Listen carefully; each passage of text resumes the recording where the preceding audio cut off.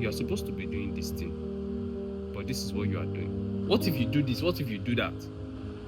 Then you now start to strategize that, okay, I'll take this step, I'll do this thing, I'll try this method, I'll try this method, and then you just realize that, what am I even saying?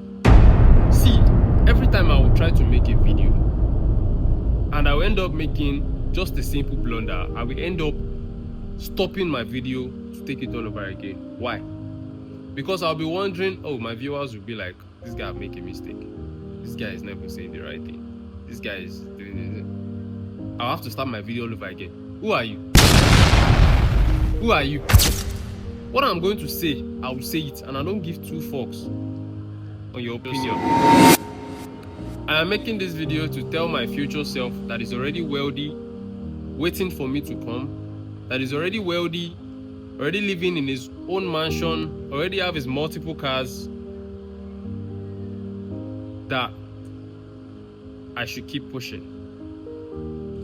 So this video is simple and straightforward. The majority of us will have ideas that we would want to execute, but the first things that will come to our mind is, what will my family see? If my family see this on social media, if my family see me doing this thing, what will they say? You are a fool. I'm a fool.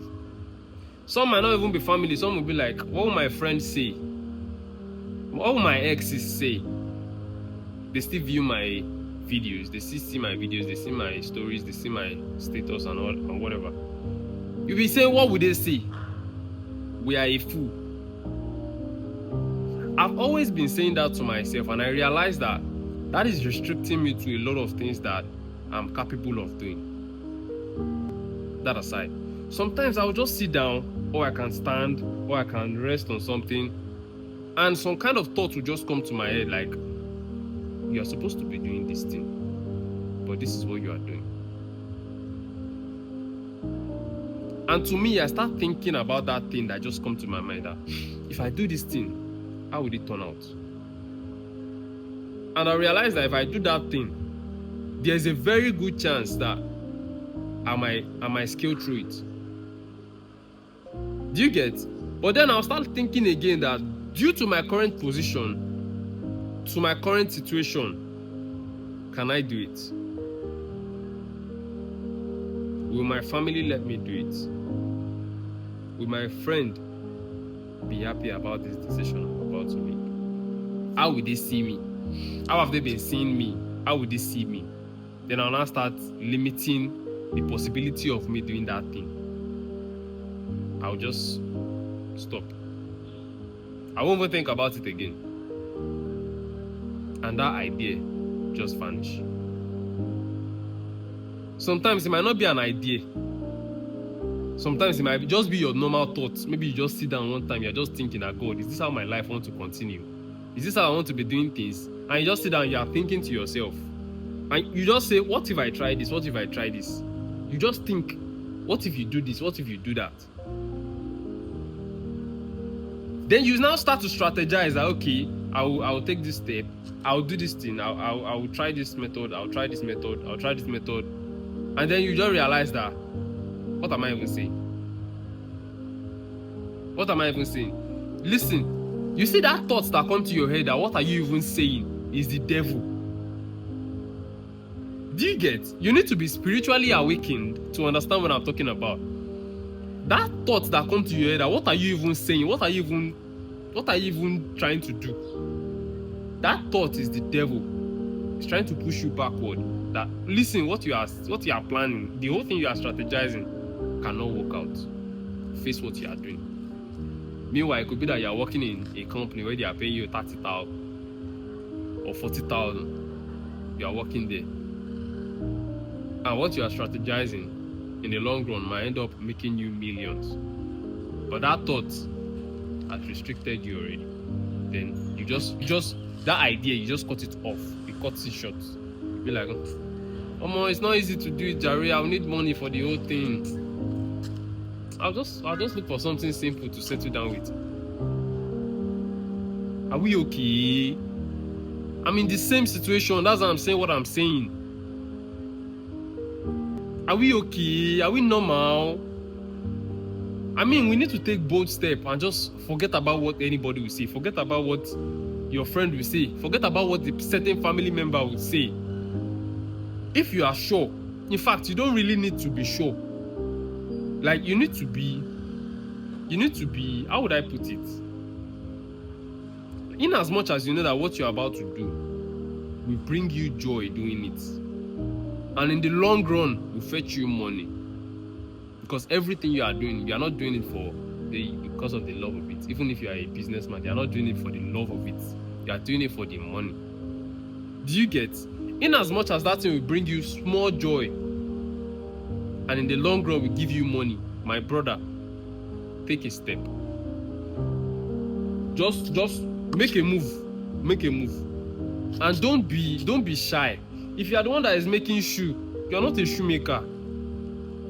You are not a cobbler. I mean, how do they insult people that are doing these things? Don't let anybody say you are a shoemaker and a big name. Don't let anybody say, because when we were still young, they'll say, shoemaker, you are a shoemaker now. If they see you are making shoes, you are a shoemaker now. Not be bad name. If you are making shoe, bro, now a big name. If you are the one that is into carpentry, bro, now big something, no. It just depends on the way you class yourself. It depends on the way you carry the business on your head. The way you carry it is the way people will carry it for you. Go and look at those people that are selling agbo. You sell agbo, you now make your shop look as if it's one babalawo shop. Bro, touch the shop up. Brand it. Give it a name. Make it touch. If you are a tailor, touch your shop. Brand your whole thing. Make it look. Package it well. The way you package it is the way people. And don't be reducing your price. Sorry. Stop reducing your price to just attract customers. One thing I've learned again, I learned it on social media and I feel like it works. Don't reduce your price to attract low budget customers. If you want to attract real customers, your price is your price. If you are selling it 200,000 and one person selling it 100,000, go and patronize the person that is selling 100,000. If you are certain that your quality is better, in fact, your quality can be the same with the other person.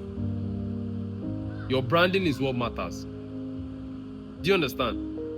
So if the person is selling it 50,000 naira and another person is selling it for 30,000 naira, and then somebody comes to your shop and say, Alpha, I want to buy this thing, how much do you sell it? You say 50k. It's your brand. I mean, you branded it already. Then you see it, you said you have seen the same thing in somebody else's shop or in somebody else's store for 30,000 naira or 20,000 naira. You don't mind. Then you can strategize, you can try and market it for the person that this is your brand. I'm not really good at marketing, and I feel like it's something I'll still get to know in the long run.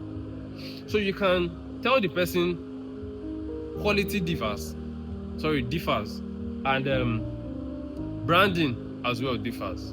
So if that person is selling it for 20 or 30,000 naira, I'm selling it for 50,000 naira. If you go to anywhere, if you come back to my shop, it's still 50k. You can go and buy it for 30k there. So people that have sense, people that know what the market says, they want to stick with you.